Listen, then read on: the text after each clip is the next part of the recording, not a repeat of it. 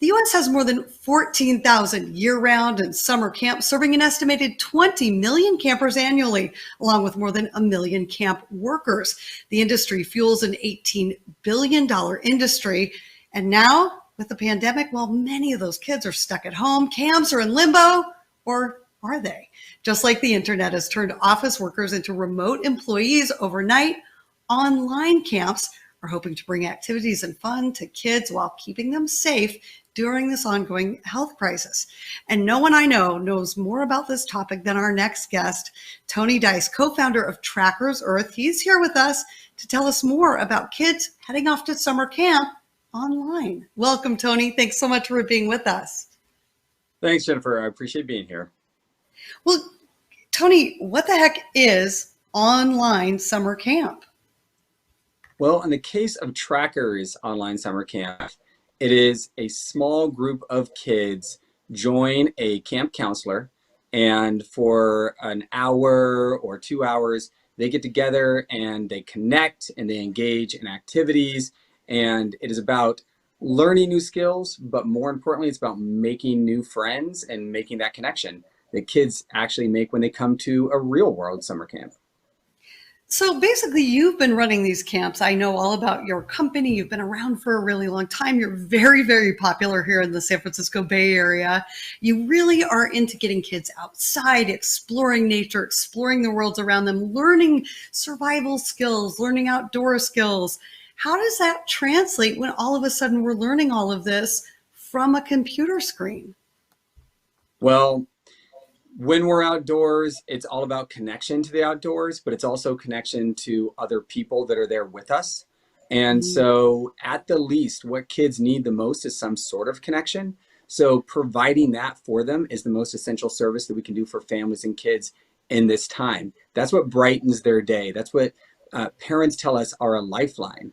So that connection is critical, and we need to maintain it in any way that we can to help our kids through this. Okay, I think I just saw two of your children. Did you happen to see what just came on the screen? You have 3 kids of your own, is that right? I have 3 kids of my own, absolutely. So you have a great test market for many of these camps and many of these activities. Tell me about some of the activities that we can do online summer camp. Well, you can actually learn to carve with parents there in the room. And that's actually, in a way, a class for both kids and parents. But there are also programs where kids can actually just be autonomous. And so there's a role-playing game camp where kids build a story and create a story together. And there's a lot of skills built in there, from team building to leadership to imaginative play and development creativity, and all the way to cooking in the kitchen with our cowboy Sam and his chuck wagon. They are making dandelion fritters, which my kids actually made the other day, and bannock bread and pantry pancakes and all kinds of things. So, and of course, they learn to clean up after they're done too. I mean, that alone is worth the price of admission. Speaking of the price of admission, what do these summer camps run in terms of cost? How do parents find out more about them? And then, is this something that has to be done at the same time every day? Just give me a little more of the details about it here. Well, you could spend anywhere from $5 in tuition for a 30-minute martial arts class to $23 for a 2-hour live session where the instructor is out at one of our private wilderness sites, and you're kind of walking through with them, helping make decisions for a wilderness survival class. And so it runs the gamut. But the way we try to schedule things is that there's something for every kid every hour of the day. And that's our goal. So parents actually can flex what they choose and what programs they choose to their schedule. And if you want to figure out more, we kind of like arrange our website almost like a TV guide in a way. So there's something on our different channels every hour, every moment. And there's an instructor there behind that channel, a real live person. Well, what I think is really cool, I did, of course, my homework on your company. And what I think is really neat is that it is the actual guides, the actual counselors. You've background checked them, you've vetted them. These are veteran in this whole guide and camp industry. So they really understand how to engage with kids. And I feel like so many of my friends who are parents are just thinking, whew, did I ever need a little bit of a break?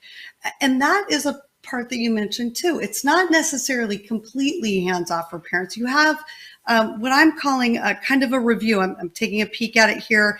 You say hands-on, phones on. Tell me a little bit more about that kind of rating system for parental involvement. It depends on the skill that the child's working with or the program that they're in. So a phone on would be a program like our Farm Live, where we basically walk around our farm and they meet the animals and they ask different questions about the animals. And we try to get really close up with donkeys and chickens and turkeys. And that doesn't really need a parent supervision. The most important thing for us is the kids stay engaged and connected. So maybe we might text a parent during that time and say, hey, Billy might need some attention, some technology help with the iPad. And then with ears or eyes on, it's like cooking. You can be in the same room. You really don't need to help them out, but there are things that, like working with the stove, that children might be familiar with, but a parent stepping in once in a while and being there more promptly is really useful.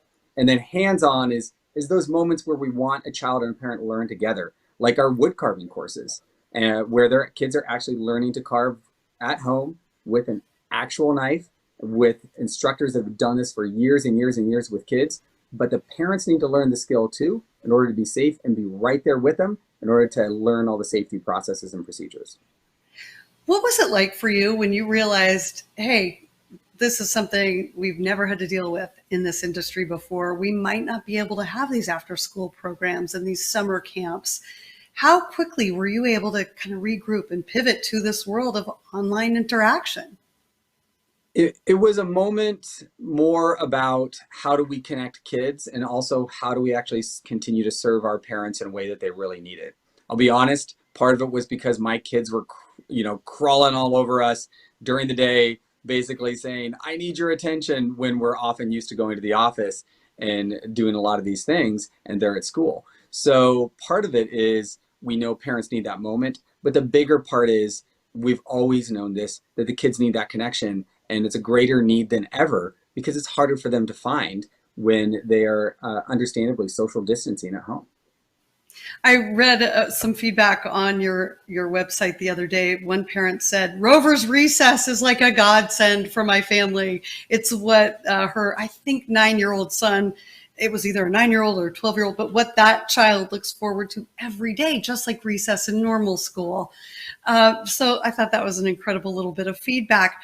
Are there any cons to all of this? We've talked about so many of the pros here. Are there anything that parents should really look out for, be aware of, be concerned about? Well, one, work with a program where the instructors are background checked and approved and trained. So that's the priority. And that's often more challenging to tell, but you should be able to call up the program, the camp, the online camp, and ask those same questions just like you would a camp that's happening in the real world.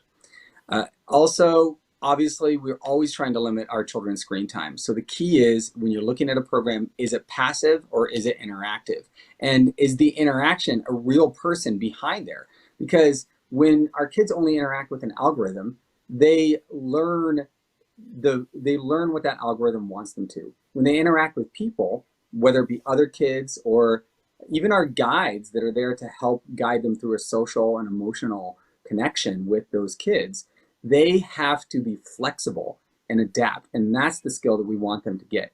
So the cons are that they also may not have that, real world environment that adds that other layer of newness and chance to their world, which is important for kids to learn. But this is at least as close as we can come in this environment today. All right, Tony Deis with Trackers Earth. Tell folks where they can find these online camps. It's Spark. What is it? Yep. Spark.trackersearth.com. And you can just go and check out the different channels. And if you have any questions, contact us through the website. Oh, thank you so much for taking the time to be our guest today. This is something every single parent I know is talking about. We really look forward to seeing how this all works out and having you back again someday. Thank you so much. Thanks.